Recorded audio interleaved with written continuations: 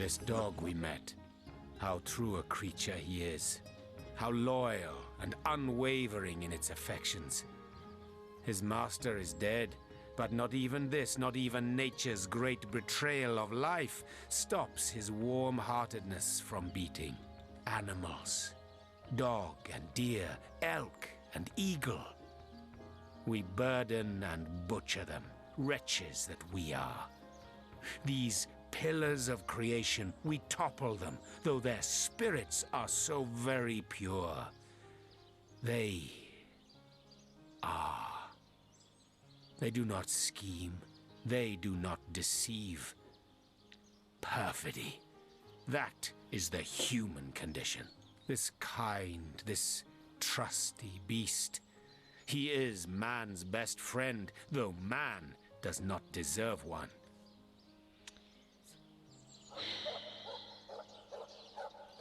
Humans are vile creatures when you get down to it. At least animals are one with nature. Keep you. Indeed. Wise words. To approach humanity with the same distrust as one would approach a grinning goblin is to be ready for the stab that is to follow. I know, for I have lain on silken cushions in marble palaces, and I have lain on wet leaves in soggy forests. Vastly do I prefer the latter. Oh, the occasional thorn may pierce your skin, but at least you are aware the sting is not that of a poisoned needle hidden by aspiring rivals. Wow. Experience much? In the animal kingdom only one is free. Beware the wolf, yes, beware the bear, but their rules are honest. The kingdoms of man, they are built upon the blood of the ones not strong enough to lay claim to power. This dog, it is a creature worthy of your affection. The ones you see around you, the men and women of this world, they are not. Are you here, Jake? I'm sorry you feel that way, Jahan. Alright, let's go talk to the mortician. Dude, you got some talking to do because you are in deep shit. Because you know why? Because you buried a sheep, dude. You buried a fucking sheep. I talked to a dog. The dog told me that the body you buried wasn't Jake, so you got a lot of shit to answer for. A lot of shit. Just waiting for you to answer for your shit, man. There needs to be like a fast mode button in this game for running. Pillars of Eternity has one. Alright, let's start accusing. Save. Alright, buddy. I gotta talk to you.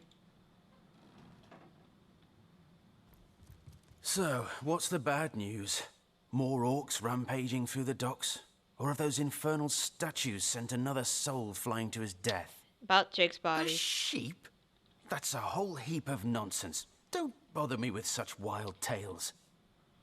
I've heard that you're a good man, and now's your chance to help the community. Come clean, and whoever's responsible for taking the body should be brought to justice. Alright, This is a good start. A very good start. Just tell me who took the body, because that's not the body in that grave. I suppose you're right. A corpse is one thing, but I couldn't stand to have the disappearance of a living soul on my conscience. Come, I'll tell you the whole story. All right. I buried that blasted sheep, but I swear on my lucky left foot I had nothing to do with that body disappearing. Can I take your One left minute foot? it was on my slab, you see. I left the room for just a moment to answer the bell in the front parlor, and when I returned, the body was simply gone. Why didn't you just tell somebody? In its place was a sack containing more gold coins than I could even count. The message was clear. Silence is golden. My business has been declining right alongside the rest of our blighted city. And that sack of gold was worth more than I made during one of the good years. I needed cash, and someone needed my silence. I knew I had to bury something or risk being found out. So that night, I stole into the market and made off with Bertia's fattest sheep. It was a bloody waste to stick so much fine meat into the ground to rot, but it had to be done. The next day, the pallbearers retrieved Jake's coffin, sealed to hide the body's terrible wounds, none the wiser that within the casket lay nothing more venerable than a slaughtered beast. Now, you can imagine I've spent more than my share of restless nights wondering who could have wanted that cadaver and for what purpose. I'm not an inch closer to imagining the why, but I've got a few inklings as to the who. Near as I can reckon, there are only 4 people who could have been involved. Mayor Cecil, Captain Aureus, Theleron's apprentice Evelyn, and Esmeralda. Alright, so why do you suspect the mayor? He's just an old coot. Plenty of us shopkeepers entrust the mayor with the spare keys to our businesses, you know. And he's the only person in town with a second copy of the key to the mortuary. He could have used it to sidle in without a peep, if he were so inclined. And why do you expect the captain? Aureus himself paid me a visit the night the body was delivered.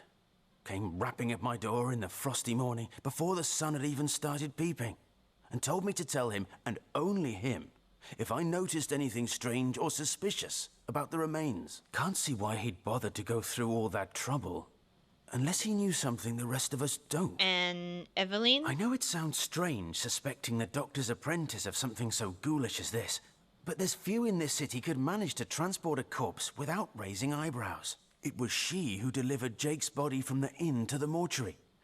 And there was something about her that night. Some kind of excitement. Seemed she could barely contain her thoughts. That there was something thrilling about to happen. I can't quite settle it in my mind how a young medical professional would have such a strange reaction to an occasion such as that. And this may or may not have anything to do with the whole rigmarole. But her master, Dr. Theleron, bought an old shack of mine, one overtaken by undead, for an exorbitant price considering what he was getting. I never did figure what he wanted it for, but he sure seemed eager. And why do you expect Esmeralda? I never saw a widow less distraught at the death of her husband, and I've seen hundreds pass through my parlor. It was she who rang my bell just before the body was snatched, lured me outside claiming she needed air, before discussing the funeral arrangements. Some accomplice could have sneaked in and grabbed the remains while I was comforting the oh-so-overcome Esmeralda. I don't need the gold. Alright. Mysterious murder. We discovered whoever was shaking in their boots. Okay, so if we go to them, will they start talking to us about shit? Maybe? Maybe not? Alright, let's talk to Mayor... Well, we can talk to animals. I want to talk to animals. Let's talk to fucking animals. Might as well, you know? Because there are a couple quests that the little kitties and doggies give us. Come on, hurry up. Hurry up. Hurry up. Hurry up. I know, it's kind of boring, isn't it? Kitty, I want to talk to you, kitty. Never saw you in the king crab before. You're welcome to scratch me behind the ears if you like. I won't scratch back. Who are you? I am Unsinkable Sam. At least that's what they call me around here. Used to be a ship's cat, but the clipper I was on sank, and I was the only one to wrestle himself free from the waves. The people here were kind and took me in. Been the king crab's foremost patron ever since. Tell me what ship you were on. A magnificent ship she was. Used to belong to a pirate, I was told. Unlike me, she didn't prove to be unsinkable, though. We hit the cliffs right neath the lighthouse. Not very apt a name for that building, I must say, for no light was shining from it. So you're on the ship that Desdemona sank on, too. The moment I hit the water, I writhed around like I would on a hot tin roof. By some miracle, I managed to reach the beach, covered in kelp and smelling worse than a fish's funeral parlor. But I was alive, and that was more than anybody else could say. You're our only survivor. So I was. What friends I had. They drowned alongside the rats I used to hunt in the galley. And there I was, all alone. Not that I have it bad here, mind you. I've milk and fish aplenty. Most folks will pet me kindly, and when one of the village girls holds me tight against her ample bosom, I purr up a storm. But I do long for a companion of my own kind. And in that regard, there is no one like Maxine. And about Maxine? Maxine, the mayor's darling pet. So gentle, so fair a feline. The grace of her whiskers, the subtle palette of dyes in her sable coat. She's one of a kind. That Seriously, you and our whole, well, you I understand. You're a cat. Our whole is human cat. she likes me. I know she does. But when I declare my love, she backs away. I don't know why. I have serenaded her and braved many a bucket of water for my efforts. But for some reason, she is not to be swayed. Yeah, I'll talk to her. I have some questions for you. By all means. What's your take on the undead? People make a fuss about them because they endanger the lands around the city. They never bother me when I'm out for my monthly walk, though. But still, I do detest them. I mean, they're so unnatural, aren't they? Cats can have 9 lives, but humans are only entitled to 1. And about the orcs? Oh, don't mention orcs to me. Worse than dogs, that lot. Sank Walrus Willie's boat right from under him.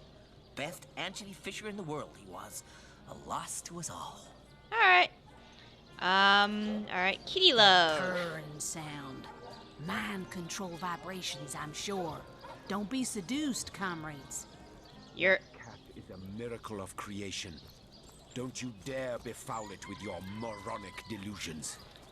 I really kind of want to put Bear in my party just to see how she will react with Medora and Jahan. Just for a little bit. I should do it next time I'm like walking around town. Hey Maxine, I need to talk to you. Oh, golly gosh. One who flaunts the highways and byways of silly old Cecile with the easy elegance of a puss with her tail in the air. I do declare such a sight is rather rare around here. But where are my manners? I am Maxine, and you must be one of those hunters one hears so much about. Charmed, I'm sure. Tell me a bit about yourself, Maxine. I'm the mayor's cat, don't you know? Born and raised on velvets and viands of most exquisite varieties. Maxine rhymes with queen, after all, and dearest. That is hardly a coincidence. Alright, what about anything But else? of course, darling. You Be don't my fear- guest. You don't fear the undead? Heavens forbid. No, fear is rather too strong a term there, hunter dearest. The predator's instinct is a trait we share, you and I. And though those rancid ramblers may not be quite as easy to put to the claw as mice are, I assure you, they are just as easily outwitted. Alright, let's talk about Sam. Oh, he's a darling old Tom, isn't he? Paws over tails in love with me, and who can blame him? The feeling's, well, it's rather mutual, actually. But that pet of a puss simply doesn't have a penny to his name. At the risk of sounding as shallow as a spaniel, I can't but admit my love does not come unconditionally. What if we were to have kittens, he and I? They'd jolly well starve, wouldn't they? With an alley cat for a papa. Oh, dear Sam, he's such a good old bean. But he does rather reside at the bottom of the scratching pole, doesn't he? And dear me, one must have at least a mite of standards. Alright, Sam, I need to talk to you. Such beauty, such grace they have. Magnificence incarnate. Slinking charlatans, more like. I wouldn't trust a cat as far as I can throw it. And I'm a world lead cat tosser. Oh, brother. It's just a cat! With you, bipeds and beer. No better drink than milk. What about... Aye, so there's the rub. I am but a stray, and she is the mayor's cat. Oh, I do understand her, I do. She wants a Tom of means, not privation. One who brings home the sardines and the occasional halibut. Would that I still had my collar. Such a marvel it was, as bejeweled as the night sky with precious stones, said to have once been worn by a far-off Maharaja's best hunting cheater. Like the king of all cats I looked when I wore it.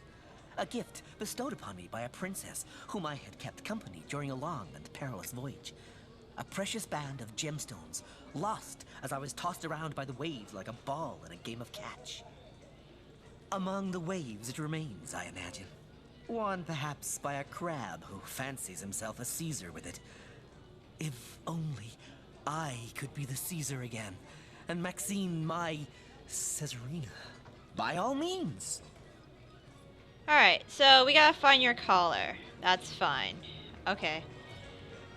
Alright, now comes the long process of question. Let's go back to that stupid general. Hey, general, guess what? We found a sheep. Sheep. Sheep, sheep, sheep. It was in the body. It was in the casket. We talked to him. He took money because he needed money and he wasn't a good... Why aren't there any good people around here? I mean, why was his business bad? Like, wouldn't a mortician's business be awesome because they're like orcs and undead killing your people? I mean, business must be booming right now. Oh well, whatever. Come on, let's talk to this guy.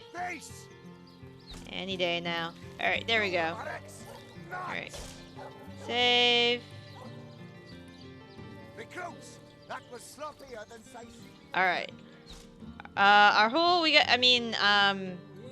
General, we gotta talk.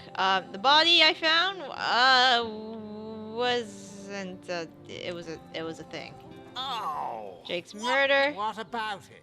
Subject of Jake's It was corpse. stolen? Gods, what a fool that Roberts is. Taking a bribe in beleaguered old Scythiel. Ah, what was he going to do with that gold? Buy the largest kipper in the land? He has a lot to answer for. But not as much as the one that did the bribing in the first place. Guess your mission is pretty clear, isn't it? Off you go to find this munificent body snatcher. A certain Evelyn was mentioned. Evelyn? Master Theriron's apprentice? Nice lass, huh? Brewed me a potion once that cured me of a rash more bothersome than a badger down your breeches. No, she doesn't seem like the type to play hide-and-seek with stiffs to me. Perhaps the mayor was involved? He did have a spare key. You suspect the mayor? Dear me, you couldn't be further from the mark if you lay the blame on a paraplegic cow. The man raised a foundling orc out of the goodness of his heart, you dolt. A murder indeed. And I heard you were at the fucking mortician's. You dare stand here and accuse me of involvement in this sordid affair? You dare accuse a captain of the Legion? Yep. Get out! Out! Before I have my men erect a gallows and string up a sauce pinata! You know I could take all your men out, right? Oh, what now? Alright, bye. Alright, Arhu, we need to talk. Hi, Ketchup. Somebody took the body. Help me. Help me, please. Help me. I hope your quest fares Sir well by Hunter, does all this? means. Of Jake's course. murder? I hope your Jake's investigation... corpse. His body is gone? Replaced with that of a sheep? This is all very disconcerting, to say the least. Grave robbery reeks of necromancy. Could Jake have been involved with those that raise the dead? Probably. It seems too improbable to be true, but nevertheless. You're onto something, Hunter. Do follow the scent and see where it leads you. Alright, you got it. Well, that was fine. Alright, let's find some clothes for the doggy to sniff up.